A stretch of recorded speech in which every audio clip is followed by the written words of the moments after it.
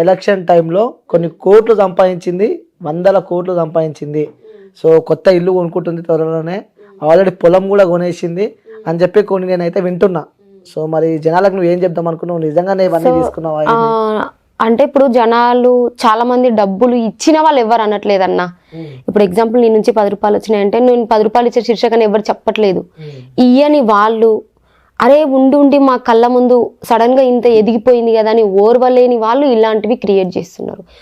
So అన్నారు కదా పొలం కొన్నది ఇల్లు కొంటుంది అని చెప్పేసి కోట్లు వచ్చినాయని అంటారు కదా. ఆ రూమర్స్ క్రియేట్ చేసిన వాళ్ళందరూ వచ్చి నా ముందుకు రండి, నేను ఎక్కడ పొలం కొన్నా, నా అకౌంట్స్ ఇన్ని ఉన్నాయి, ఏ అకౌంట్స్లో కోట్ల డబ్బులు పడ్డాయి, క్లారిటీ నాకు ఇవ్వండి. కోట్ల డబ్బులు పడ్డాయా నా ముందు రూమర్స్ క్రియేట్ చేసిన వాళ్ళకి నేను ఇచ్చేస్తా, పక్కా ఇస్తా.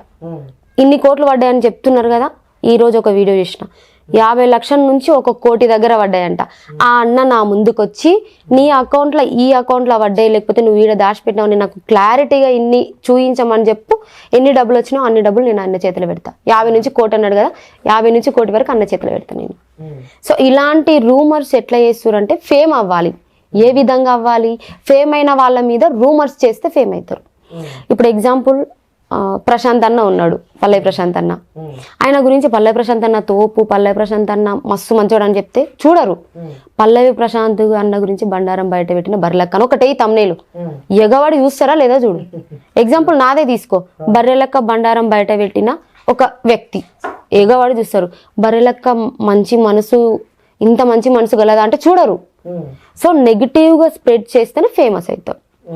ఈ రీసెంట్ గా ట్రెండింగ్ లో ఉన్నదంటే నేను, నన్ను తిడితే ఫేమస్ అవుతాం. సో ఇలాంటి రూమర్స్ క్రియేట్ చేసి ఫేమ్ అవ్వడానికి జనాలను కొంతమంది పిచ్చోళ్ళని చేస్తున్నారు. సో ఇప్పుడు ఒక చిన్న మాట అన్న, మనం కోట్లు పడితే ఐటీ వాళ్ళు ఊరుకుంటారా అన్న? రారా? ఎంక్వైరీ చేయరా చెప్పు. నాకు 8 lakhs పడగానే అకౌంట్ ఫ్రీజ్ అయిపోయింది. ఫ్రీజ్ చేసేసారు అకౌంట్. మార్చింది అంటే నాకు 3 అకౌంట్లు ఉన్నాయి. ఒకటి ఎలక్షన్ అకౌంట్, నాకు ₹1 పడే నేను ఎలక్షన్ అకౌంట్లకే ట్రాన్స్ఫర్ చేయాలి. ఎలక్షన్ కమిషన్ అంటే అంత ఈజీ కాదు. వాళ్ళకి ఎన్ని డబ్బులు వచ్చినాయి ఏంది అనేది ప్రతి ఒక్కటి వాళ్ళకి ఇవ్వాలి. వాళ్ళు బ్యాంక్ ద్వారా అన్ని ఎంక్వైరీ చేసి అమౌంట్ సరిపోతుందా అని ఎంక్వైరీ చేసి మనం ఎలక్షన్ కమిషన్ వాళ్ళకు మనం ఎలక్షన్లో ఎంత అమౌంట్ ఖర్చు అయింది, ఎంత డబ్బు నాతో ఉంది ఎలక్షన్ అకౌంట్లో, అన్ని వాళ్ళకు ఆల్రెడీ మొత్తం ఎంక్వైరీ ఉంటుంది. వాళ్ళు అనలేదే నా దగ్గర ఇన్ని కోట్లు, వాళ్ళు చెప్తారు కదా నేను ఏమైనా మిస్టేక్ చేస్తే. సో నేను ఎలాంటి మిస్టేక్ చేయలేదు. కోట్లు వచ్చినాయి అనేది చాలా పెద్ద అబద్ధం. సో ఈ కొంతమంది రూమర్స్ క్రియేట్ చేసి నన్ను బ్లేమ్ చేయడానికి ఆడుతున్నటువంటి కొన్ని గ్యామ్లింగ్స్. అంటే ఇల్లు విషయానికి వస్తే ఇల్లు కూడా బర్రెలక్క వేరే దగ్గర పొలాలు ఉన్నాయి, పొలం కొన్నది, ఇప్పుడు కొత్తగా ఇప్పుడు ఆన్లైన్ లో ఉంటే నేనేం ప్రాపర్టీస్ కొన్నా, ఇప్పుడు ఆన్లైన్ లో ప్రతి ఒక్కటి ఎక్కించడం అయితే ఉంది. సో ఆన్లైన్ లో ఎక్కుతుంది, ఎంక్వైరీ చేయండి కదా. నోటికొచ్చింది మాట్లాడే బదులు విత్ ప్రూఫ్స్ తో పెట్టేసేయండి. అవును బర్రెలకి ఇది కొన్నది చెప్పండి, మరి ప్రూఫ్స్ చూపియాలి. ఇప్పుడు నా అఫిడవిట్ డౌన్లోడ్ చేసిరు, అఫిడవిట్ డౌన్లోడ్ చేసినప్పుడు నేను ఏవైతే పెట్టినో ఇప్పుడు కూడా అవే ఉన్నాయా లేదా చెక్ చేసుకుంటే తెలుస్తుంది కదా క్లారిటీ. నోటికొచ్చిన మాట అనేసి ఏది మాట్లాడితే అది ఇక మీరేమైనా మాట్లాడూరి. నమ్మేటోళ్ళు నమ్ముతారు, నమ్మనోళ్ళు నమ్మరు. ఇక అందరికీ ఆన్సర్ చేసుకుంటూ పోవాలంటే పొద్దుకులు చాలదు టైం. సరే అవి పక్కన పెడితే, సో జనాలు ఏదనుకుంటారు పక్కన పెడితే, సో మీ ఊర్లోనే ఏదైతే నువ్వు ఉన్న గ్రామాలనే కూడా మీ గురించి చాలా నెగిటివ్ చెప్తున్నారు వాళ్ళు. ఆ విషయం ఏమంటారు? ఎందుకంటే ఆ జనాలను పక్కన పెడితే వీళ్ళు ఎందుకంటే మీతో ట్రావెల్ చేసిన వాళ్ళు, చిన్నప్పటి నుంచి మీ గ్రామ వాసులు చూసిన వాళ్ళు, మరి వాళ్ళు ఎందుకు నెగిటివ్ చెప్తున్నారు అనుకో? వాళ్ళు ఎందుకు నెగిటివ్ చెప్తున్నారు అని నేను అనుకుంటున్నా అంటే,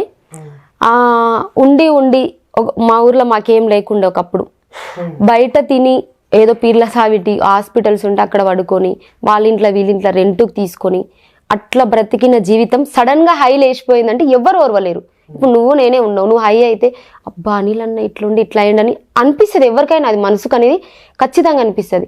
సడన్ గా బర్రెలక్క అంటే మొత్తం పేపర్లలో రావడం, చాలా మంది మీడియా అన్న వాళ్ళు రావడం, మరికెళ్ళకు ఎంతో మంది నన్ను అడిగేసరికి నా పక్కన ఉండే నా తమ్ముడే మా అమ్మమ్మల ఇంటి పక్కనే ఉండి చిన్నప్పటి నుంచి గోటిలాట ఆడి నీళ్లు కలిసి మోసినోడే బర్రెలక్క నాకు తెలియదని చెప్పిండు. మొన్న సిగ్గు లేకుండా వచ్చి మళ్ళీ నన్ను పలకరిస్తుండే ఎప్పుడు వచ్చినావు అక్క అని. సో అప్పుడు తెలియనోడు మొన్న ఎందుకు పలకరిస్తాడు నన్ను పండగకు? సో ఊర్లో చాలా మంది కావాలని ఓర్వలేకపోతున్నారు. అరే మా ముందల వేసుకోనికి బట్టలు లేక తినడానికి తిండి లేక ఉన్నోళ్ళు ఇంత సడన్ గా హైప్ అయ్యేసరికి ఓర్వలేక ఓర్వరన్నా ఎందుకు ఓరుస్తారు చెప్పు? ఎవరు ఓర్వరు? ఉండో ఊర్లో ఎవరిని సై అన్నారు. నువ్వు పెద్ద పెద్ద చరిత్రలు సృష్టించిన మహానుభావులనే నువ్వు చూడు, వాళ్ళ ఊర్లో పెద్ద పెద్ద తోపులైనా సరే వాళ్ళ ఊర్లో పట్టించుకోరు. ఎందుకంటే ఊరోళ్ళు ఓర్వరు. సో ఎలాగైనా నా ఊరు అనేది నాకు ఇంపార్టెంటే. వాళ్ళు చెడు చేసినా మంచి చేసినా నా ఊరు నా ఊరే. సో ఎలక్షన్ తర్వాత ఈ విధంగా ముంగడికి, ఎందుకంటే మీరు రీసెంట్ గా మీ ఇంటికి కూడా వెళ్ళడం జరిగింది. అవును. సో మీ ఊరికి వెళ్ళడం అయితే ఇంటికి వెళ్ళిన అయితే హైలైట్ ఏంటంటే కొంతమంది వీడియోల ముందలా ఇట్లా అట్లా ఓవర్ యాక్షన్ చెప్పిరు.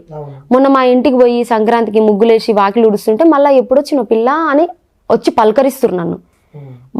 నేను ఇంకా కోపం ఇట్లా వస్తుంది, అరే ఏంది వీడియోల ముందర ఇట్లా చెప్పిరు, మళ్ళీ ఏం తెలియనట్టు వచ్చి మాట్లాడుతురని. అని మేము వీడియోలు చూడలేమనుకున్నారు. వీడియోలో చూసాను, చూసిన నేను మాటలు అన్నీ అంటే వాళ్ళు వీడియో తీస్తున్నారు అనుకోలేదు, ఏదో నార్మల్ గా తిడుతురు నన్ను.